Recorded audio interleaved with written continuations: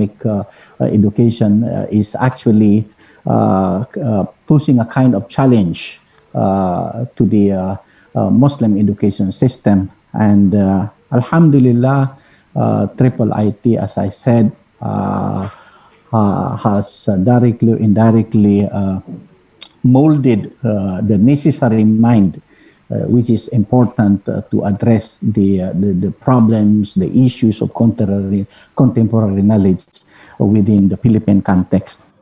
Now, before I will embark on the main issues of my presentation, allow me to say a few words pertaining to this regional summer camp with a theme on knowledge and leadership culture development.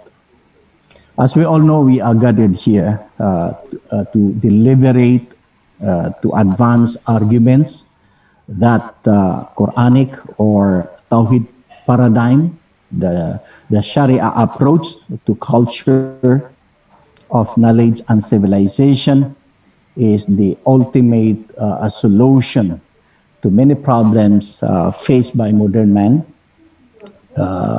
including us, of course, provided such culture of knowledge is profoundly understood in accordance with the perspective of Islamic scientific tradition. Now, I have said just now that we are here to understand the scientific Islamic scientific tradition and its relevance in our society, and that particular culture of knowledge is going to be very, shall I say, sustainable, provided that it is developed within the framework of Islamic worldview, within the framework of Tawheed, and so on and so forth. So it's a real challenge to the contemporary scholars of today, and of course the future scholars of tomorrow, the youth of today, how to mold our mind in accordance with that perspective. Now, when we say of Islamic scientific tradition, what we mean fundamentally is the knowledge culture that is consistent with the primary sources of Islam, that is the Quran and the Sunnah, and the proper contextualization of social realities. And it is very important at this juncture that I have to mention here that during the golden age of Islam, the very purpose of knowledge, the formulation of knowledge, is meant to develop integral or holistic personality or holistic education system, and that is to transform individuals, to transform the intellect, to transform the society and the civilization, so that the bigger picture of what is the purpose of man's creation can be realized, and that is the concept of rahmatan lil alamin, which means what we are trying to develop here and to instill into the mind of our youth is how this concept of rahmatan lil alamin, how education can be a mechanism or instrument to materialize the very purpose of the civilizational purpose of Islam, that is to bring mercy to the entire humanity. Now, looking at the present contemporary condition of Muslims in Cambodia and the Philippines and the other minority Muslim societies, this is the concept of rahmatan lil alamin, bringing mercy to the entire humanity, must be properly understood, because this is actually the niche, this is the strength of our discourse. if this particular discourse shall I say, mercy to the entire humanity can be understood by both Muslims and non-Muslim. So the word today will be transformed in accordance with what has been contextualized or conceptualized by United Nations Development Plan, the UNDP. Now, looking at the nature of my presentation, I'm fully aware of the fact that the subject matter given to me, developing the culture of knowledge and civilization, is the scope is very, very wide. Looking at 40 minutes given to me, I'm already finishing the 10 minutes. I have not even gone through to the main subject matter of my subject. I am fully aware of shall I say, it is quite ambitious to discuss it here. Dr. Ali. Yeah, yes. I just want to ask you, do you share the slide? Okay. Oh yeah, yeah. Oh yeah, Okay. Now, you forget to okay. share Now, okay. I will share now. I will share now. so some Yeah. people ask. Okay. Yeah. I'm terribly sorry. Yeah. Thank you for reminding. Yes. Yes. And that is actually, as I said, yeah. But what I will try. I will try how best I can approach the topic from the perspective of Islam. Now, but what really disturbs me as a student of sociology is the word culture here, the word culture, because the concept of culture, as understood by social scientists of today, is very a problematic concept in Islam. Now, social scientists, particularly sociologists, views culture as an important social force that influences human behavior and beliefs. It is impossible to understand human society without understanding human culture, social behavior of man, whether it is political, economic, legal, moral, or religious, is dominated by man's culture. And such given definition of culture underscores the rule of man, emphasizes the intellect of man as the center of everything. Now, I underline the word as the center of everything. Now, culture as understood by sociologists, the man and his intellect has become the center of everything.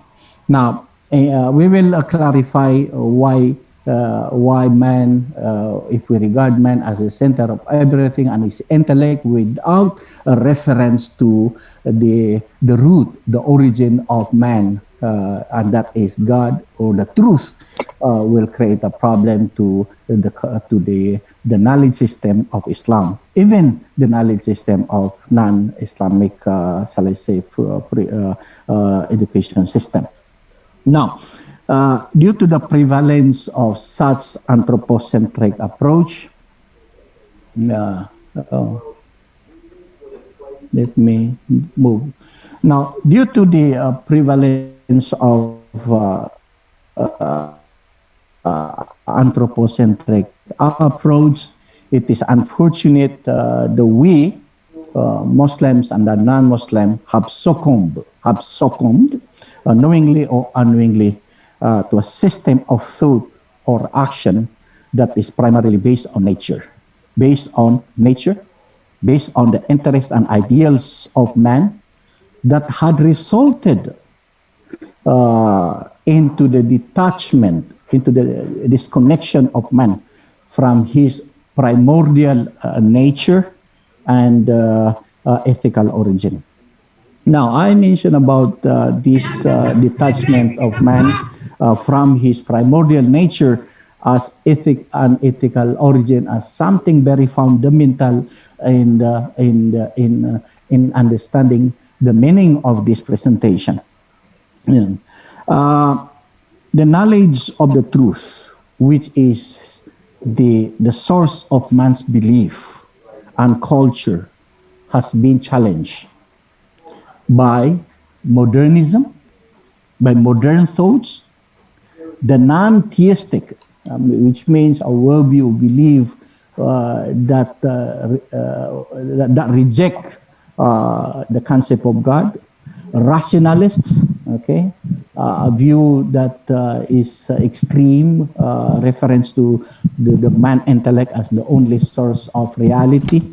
The ethical conduct that we have here actually is devoid of the concept of God and religious tradition. Now, the cultural relativism. This is another big issue. I hope it is not too heavy for our participants to grasp why cultural relativism is a problem. And this cultural relativism, as propagated by secular thoughts, has actually posed a major problem to the contemporary education system. And it is indeed unfortunate that the well-established framework of Tawhidic paradigm, which is the essence and core of Islam, has been eroded due to, as I said, the prevalence of such kind of culture of knowledge. Now, back to the concept of cultural relativism. A simple way to understand this is that everything is subject for change. Even the definition, for example, of what marriage is all about, due to the given time and space, the meaning of marriage, that is actually, what do we mean by marriage? Consisting of opposite sex, man and woman. But now you'll find that the definition of marriage and the family institution has been challenged due to the concept of cultural relativism. There is no permanence of definition. But however, in Islam, as we go through in our knowledge tradition, we understand that what is contained in the Quran is based on permanence. Although there are things that is subject for, so let's say, flexibility that needs to be reinterpreted and to contextualize. But however, the core of the Islam, the culture of knowledge in Islam is based on something permanent. And it is significant during the very time when it was revealed to Prophet Muhammad sallallahu alaihi wasallam, and it is relevant in our time, and it's definitely going to be relevant in the future. Now, the mental framework, back to how the enrichment of Western cultural values and knowledge has eroded the so-called Islamic tradition of knowledge. So as a result of that, the mental framework, the mental attitude, the totality of the concepts, the ultimate foundation of all conduct that is based on Uswatun Hasana of Prophet Muhammad SAW, the scientific, the philosophical, the technological activities developed by great Muslim scholars, which are derived from the fountainhead of Islamic tradition, the Quran and the Sunnah, has been devalued. So now this is the problem because of how the truth, how the scientific activities of the earlier Muslims that was responsible in realizing the so-called golden age of Islam was devalued in the prevalence of Western worldviews. Now, contemporary sciences. This can be felt, especially if you are studying in a secular state, like for instance in Mindanao State University. I am not so sure whether students there are fully aware of how contemporary science has discarded the truth, has discarded the truth. And there are many examples of how this truth has been discarded. Like, for example, one of the most important discourse in the Philippines is about the concept of peace. And that peace, until now, scholars in the Philippines were struggling very hard in order to understand what do you mean by peace, what do you mean by coexistence, what do you mean by social harmony in this 21st century. And the truth that governs those concepts have been discarded, and it is very disheartening for you and for me, who submit ourselves to the universal principle of the truth, and we have witnessed the devastating impact of such kind of ideas. Now, the object of the truth has no importance to many graduates produced by such kind of education system, whose worldview and belief is devoid of the true vision of reality, which is derived from the divine source. Now, what I am trying to say here is that it is not easy. It is not easy for us to talk, to be engaged with individuals whose mindset is devoid of the so-called God, spirituality, devoid of upholding the universal principle that is contained in the other major religion, and the major human civilizations. So when we deal with those group of people as minorities or maybe majority Muslims, then we have to face varieties or layers and layers of issues that need to be intellectually addressed. Now, of course, you might be asking here why you've been called, why you've been invited in this seminar, in this camp. I think the very reason for that is to reinstate the forgotten epistemological foundation of Islamic culture. What do we mean by to reinstate the forgotten epistemological foundation of Islamic culture of knowledge and civilization at the midst of secularism, postmodernism, naturalism, and so whatsoever? Now, especially in this era of globalization, industrial revolution 4.0, how to reinstate the forgotten epistemological, shall I say, root. Now, to understand the truth, to understand the knowledge of the truth.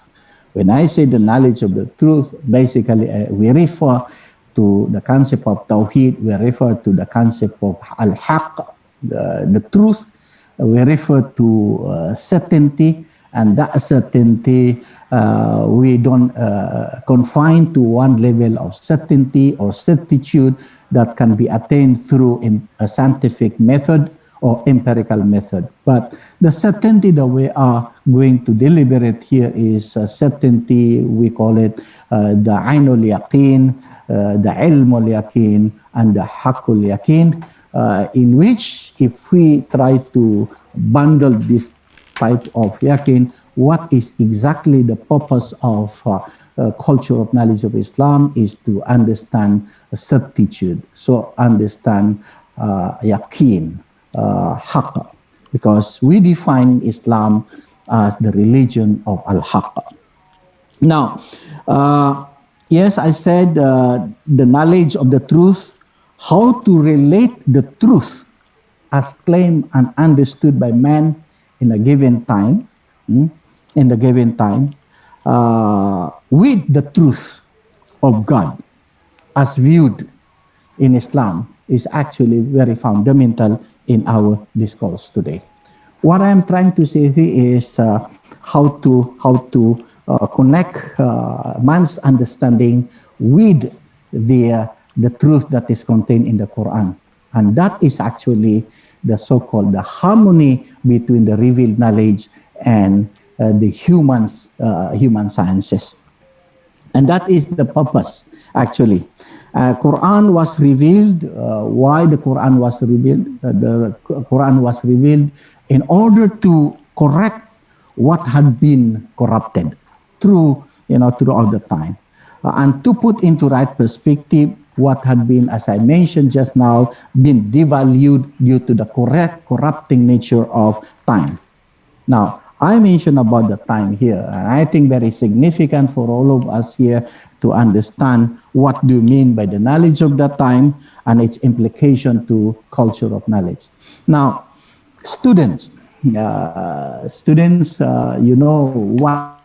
do you mean by time? What is your, when you look at the time, what is the point of reference when looking at the time, and how we are going to relate that conception of time with the culture of knowledge? Now, allow me to draw your attention on a particular moment in an account that is being emphasized very much in the Quran, whereby God addresses human soul, and this is the ayah, the concept. A'udzu billahi minasyaitanir rajim. Alastu bi rabbikum qalu bala shahidna. Now, this is the time that I am trying to recollect, to connect our mind from the concept of this time, and to understand that the God in this ayah, God has addressed the non-existent sons of Adam, which means Allah had addressed man, the non-existent son of Adam, in the form of human soul. The soul was asked, "Am I not your God?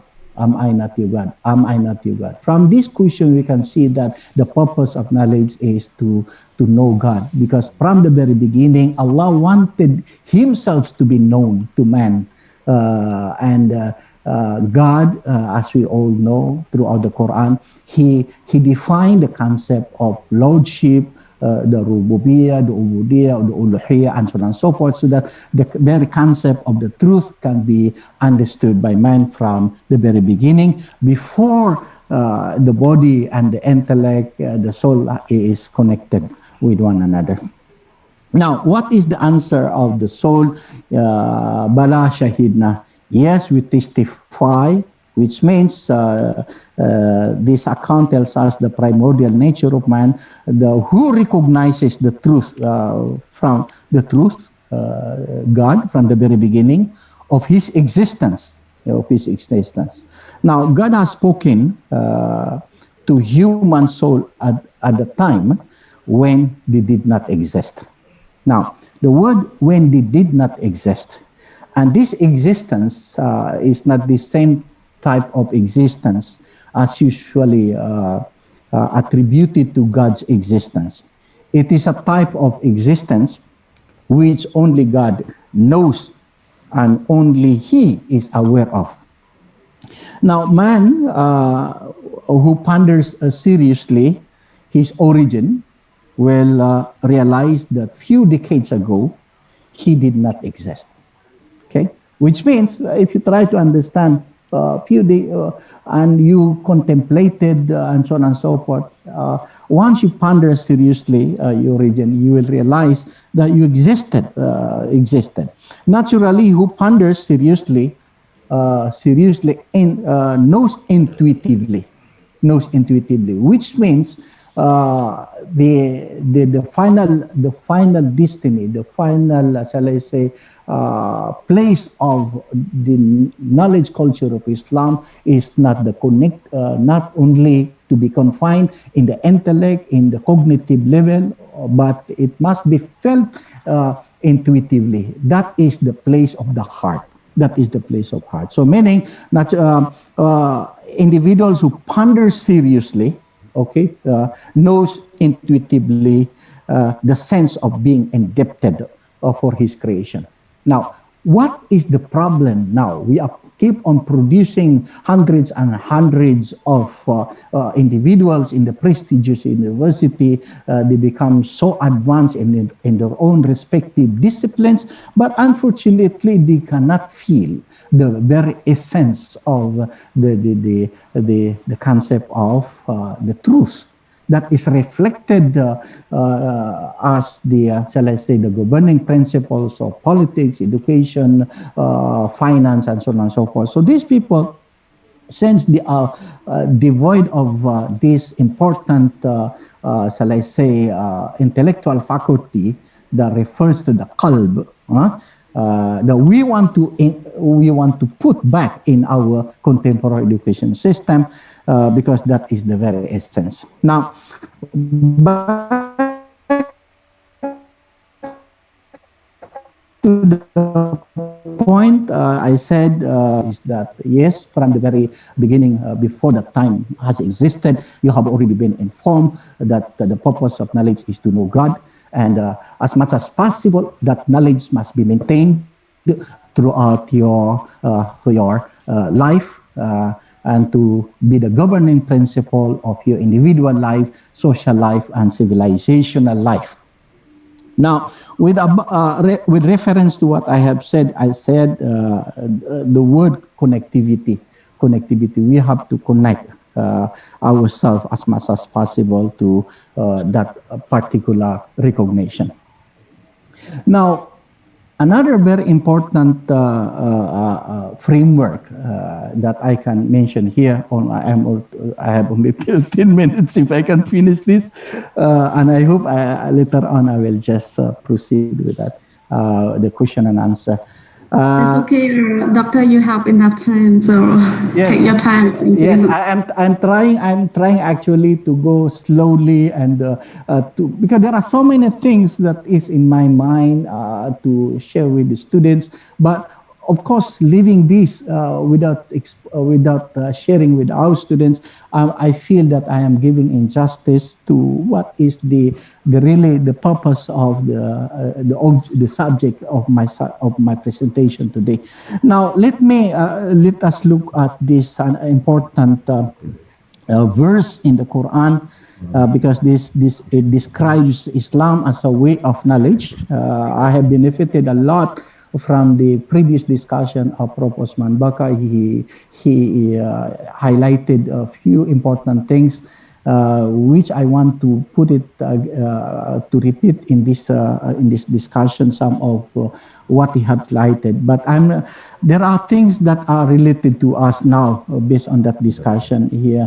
What Prof. Osman Bakar and what he emphasizes about Islam as a way of knowledge, or a religion which is based on knowledge. That is based on knowledge. So please take note that Islam is a knowledge-based religion. Now, these 5 ayah, the first 5 verses which was revealed to Prophet Muhammad sallallahu alaihi wasallam is very fundamental to us. أعوذ بالله من الشيطان الرجيم بسم الله الرحمن الرحيم اقرأ باسم ربك الذي خلق الإنسان من علق اقرأ وربك الأكرم الذي علم بالقلم علم الإنسان ما لم يعلم. This verse implies that Islam was born as a new religion, as an old religion, as a new culture, actually, as a new culture. Why is the new religion? Why is it a new culture? Because when the Prophet Muhammad sallallahu alaihi wasallam expounded, interpreted every aspect of the Quran, it was responsible for the transformation of the whole fabric of Meccan and Medinan society. So new religion was born. Actually, is a continuation of the old religion. Islam was, of course, the name of the religion is a religion of submission. And the word submission here is relevant to us, important to us, how to submit, why we have to submit, how to submit, and so on and so forth. And all these concept how, when, how, and so on, all these WH question are actually the rule of education system. Now, the first verse read as the first ayah ask us to read, which means you have to read. Now, the word ikra, translated as read, has a very wide meaning. The word, the Malay word baca, or in Tagalog, magbasa. Magbasa actually is baca. The word magbasa is derived from baca in Bahasa Melayu. Now, word magbasa in Tagalog is not simply to read a book written by someone. Now, Allah subhanahu wa ta'ala, in order to help us to read what He revealed to Prophet Muhammad sallallahu alaihi wasallam, He created the entire nature, the nature, the cosmos, and to read the entire cosmos in accordance with the name of Allah subhanahu wa ta'ala. Because if you read the ayat, the sign of Allah, the cosmos, it pinpoints, or maybe it leads you to the so-called the truth, the reality, to the haqq. That is the beginning of Iqra bismi Rabbik. How are we supposed to read? We have to read in the name of Lord who created us. The second verse informs us that Allah created man from cloth of congealed blood. Khalaqal insana min alaq. Now, this is again, Allah created man, and despite of his lowly nature,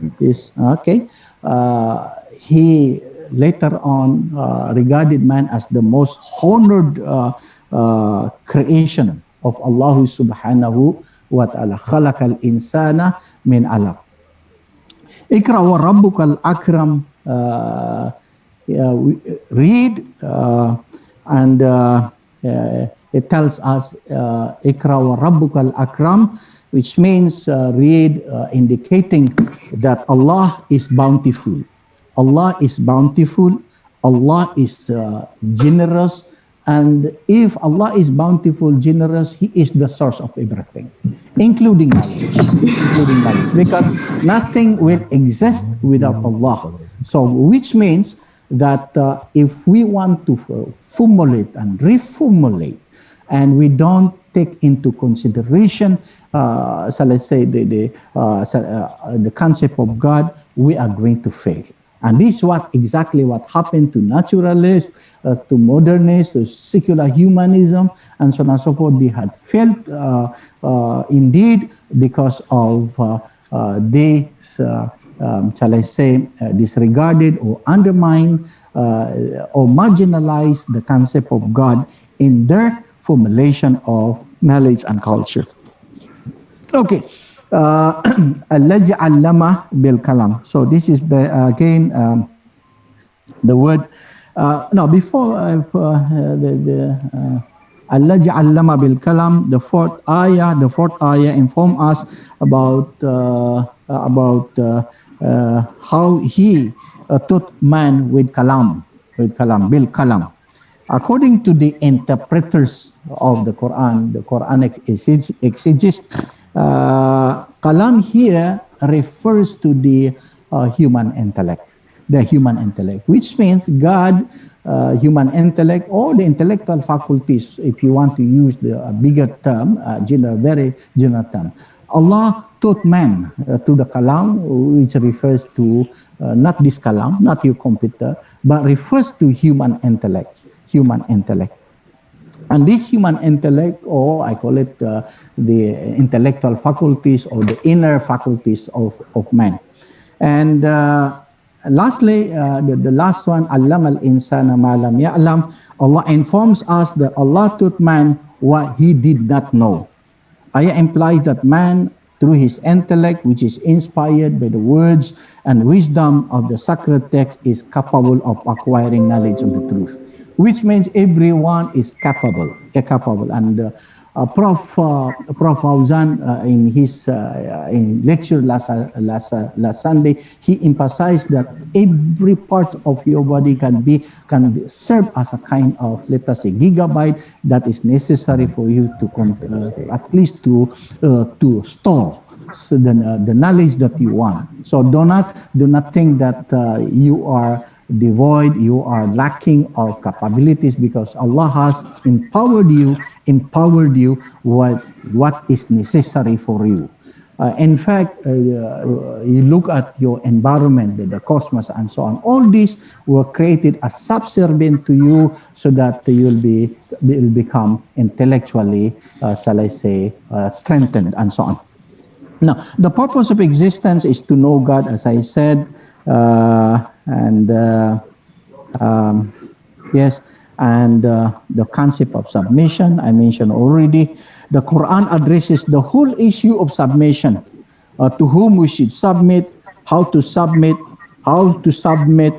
and the shall I say, and God's revealed the Sharia. God revealed the Sharia, and the Sharia defines how to submit, why to submit, and so on and so forth. And this, the purpose of the submission, revelation, is to link man to the very purpose of creation. Now, I'm not going to look at here these three very problematic terms. But we cannot deny the fact that what I can say, since I have only, based on the time, I have only a few minutes, then I will open the session. But please give me 10 minutes to talk about, I have so many things here, but I want to jump. Okay. Go ahead. So this naturalism, secular humanism, what I can say here is that these are Western worldviews, concepts, belief system, which is responsible for bringing man away from the so-called primordial nature, or the ethical origin of man.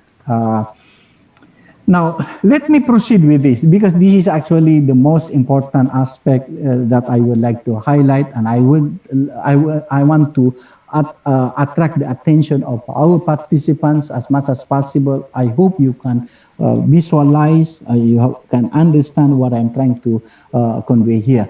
The first point is the urgency to have a profound knowledge of the problem of contemporary knowledge and its impact to the society. Now, as a graduate of Mindanao State University, and later on become the product of IIIT, Alhamdulillah, I'm not claiming that I am an individual student of Islam who has a profound understanding of the contemporary knowledge and its impact to the society. But as much as possible, we want to produce education system to mold individual mind who has a clear, deep understanding of the problem.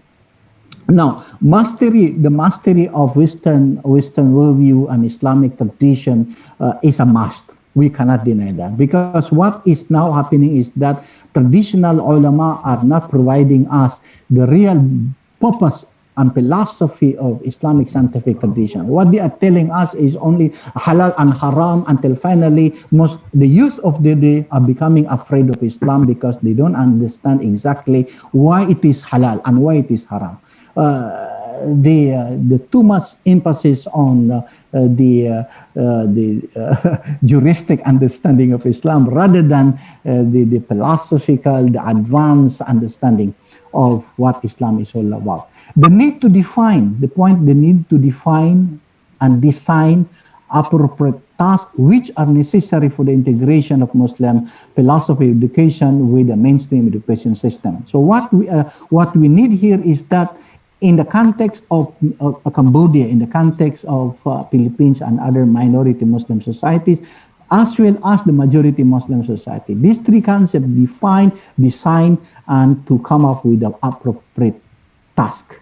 Now, And this task and ideas and the concepts, the defining here is based on worldviews, theories, practices, and so on, to at least to address the dichotomy of education system. And if, as much as possible, what we need is to transform the Islamic education system as the mainstream, if it is possible.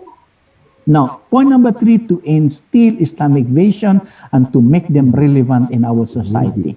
Now, the issue of relevantization of Islamic disciplines, like, for example, studies on Quran, Hadith, studies of Sirah, studies of fiqh, and so on. Now, to what extent that these important sciences, which were the product of the great Muslim scholars in the past, can become relevant in our time. Now, like for instance, few weeks ago, I was invited to talk about conflict resolution, and I come up with you see, the concept of Malay concept of sejahtera, holistic human well-being as a framework, so that our audience, most of the participants of the talk were non-Muslims, especially military and police officers in the Philippines. So people were asking, Dr. Ali, what do you mean by this sejahtera? Until when I explained the word, when I explained the concept of holistic human well-being and so on and so forth, and I make the discourse of the Sirah and other Islamic studies and so on relevant in the discourse. So this is the point that we have to come together to collaborate with one another towards the realization of this relevantization project. Now, in order to do that, it's not possible, not unless we train our scholars to have a good command on the traditional methodology. And yes, I have 2-3 minutes, then I want to leave this discussion to the students. The concept of unity, the unity of knowledge must be understood in accordance with Islamic teachings as a religion and a way of life. Please take note, as a religion and a way of life. We are not only developing here a religion, how to submit and so on, but how to develop a system of knowledge, the culture of knowledge and civilization, which is actually to be the source of how to conduct, organize, administer life. Then sixth is to contextualize the proposed agenda of educational reform within the parameters of the text. So this is the most important thing, that we cannot set aside the text because everything, our education system is based on Tawheed. The core, the foundation of knowledge in Islam is based on Tawheed. And there are many positive, shall I say, impact of Tawheed on human life or his civilizational life. And yes, number 6, the importance of mastery of modern and Islamic sciences as indispensable. Please take note, mastery of both modern and Islamic, which is indispensable in our attempt to develop a new culture of knowledge. Now, IIIT as an organization who is responsible of producing, shall I say, this advanced knowledge culture of Islam, was responsible of shall I say, forming groups of scholars, sponsoring big projects, seminar conferences all over the world, and the publications of more than a few hundreds important literatures on Islam. And all this, I believe, will not be possible if there is no system or economic system that can support the organization. Now, so that what I am trying to say here is the urgency for the revival of Islamic financial institution like zakat, sadaqah, and wakaf in our society. Now, Philippines last few months ago in Ramadan, I invited people to, if possible, to come up with a certain amount of money to finance the needs of our people who requested our help.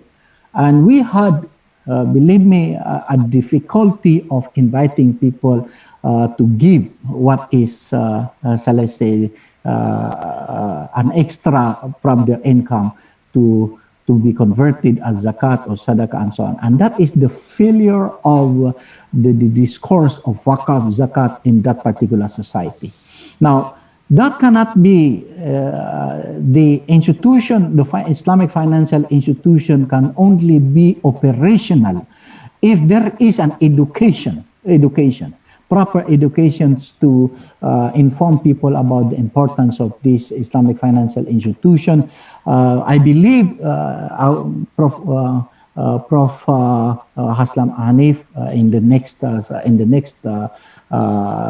session will give you more highlights on this economic or financial institution, which is actually the very important institution that has to be developed by Islam. And there are since I have now 49 minutes, I will stop here. There are many things that I really like. For example, coming up with this kind of thing. But anyway, basically, I have come up with a necessary framework, necessary idea to start our discussions. I am appealing again, requesting our participants from Philippines and of course Cambodia, please ask your questions, and if I cannot address those questions, I have the presence of our elders here to are ready to guide you, inshallah. Wabillahi tawfiq wal hidayah. Wassalamu alaikum wa rahmatullahi wa barakatuh. 50 minutes. Thank you. Alhamdulillah. Alhamdulillah. Thanks a lot. I would like to thank you so much for your insightful and beneficial presentations about developing culture of knowledge and civilization, Dr. Alizaman. It is very interesting. It's very interesting. What I remember the most about the presentation is about the knowledge of the truth, and Islam is a way of knowledge and life, in which we Muslim and other youths should be aware that we need to combat and try to make sure that we are in the knowledge of the unity of knowledge, in which we need to bring in our Quranic knowledge as well as the Sunnahs regarding Tawheed and Al-Haq in our civilization, to be with coexistence with other civilization. And these are the key issues that we need to intellectually address to peace, coexistence, and social harmony in the Philippines as well as the rest of the world. Thank you very much once again, Dr. Alizaman. Now I would like to welcome our participants to have questions to our Dr. Alizaman. Thank you, please. Anyone would like to have any question to our professor?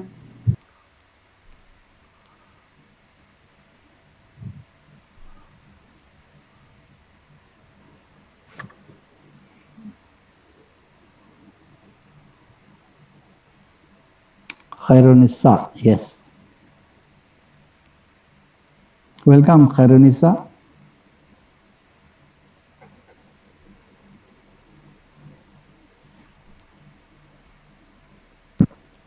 Okay, Khairunisa, are you having a questions, or if you think it's difficult for you to or have any question, you can also have write your question in the chat. But anyone would like to have a direct conversation with our doctor, please welcome.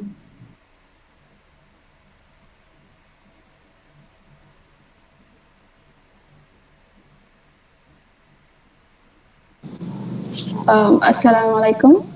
Yeah, shalom, Vareti. Yes. Yeah. You're very familiar. You're familiar with what I have highlighted just now. Yes. Okay. Okay. Do I have to introduce myself first, or no need? What is it? Do I have to introduce myself first No, before no, no. proceeding? Okay, Okay, no I need. get it. Okay, at the early of your speech, you mentioned about the golden age of Islam. So Islam was once at its peak period. We were very strong and influential, and there were a lot of Muslim scientists and philosophers as well as physicians at that time. But due to colonization, the golden age of Islam collapsed. And now we are very weak. We are very much influenced by Western culture. And not only us, everyone is influenced by Western culture because they are very powerful. So, in your point of view, how can we bring back the golden age of Islam? Like, is it possible to bring back the golden age of Islam? So, You thank see, you. our religion teaches us to be optimistic, not to lose hope, and that is the message. Like for example, when the Quran says, "Fala khawfun alayhim wa la hum yahzanun," although you are in a very difficult situation, don't be afraid, don't lose your hope. Always remember that there will be a day that Allah will revive again what is the lost, what has been lost due to, as you said, Western values and so on and so forth. Yes, the youth of today needs to be very much inspired, and that kind of, shall I say, inspiration can only be properly and intellectually understood by the youth of today if they have a kind of confidence. If the scholars of today, the ulama of the text, the ulama of the context, because this is what we need, scholars to produce a real ulama, a real intellectuals of Islam. And of course, not only at the level of intellectual domain, we need the political institution to profile that kind of change. If we are just, gathered here with a very advanced idea, and no one is going to support to implement such kind of idea, it will remain as an intellect within the intellectual domain. Now, and that is actually the fear. That is the fear of others, that if that understanding can be put into right perspective, but then those who do not understand us are very afraid of the revival of Islamic civilization. I still remember one of the prime ministers of Malaysia,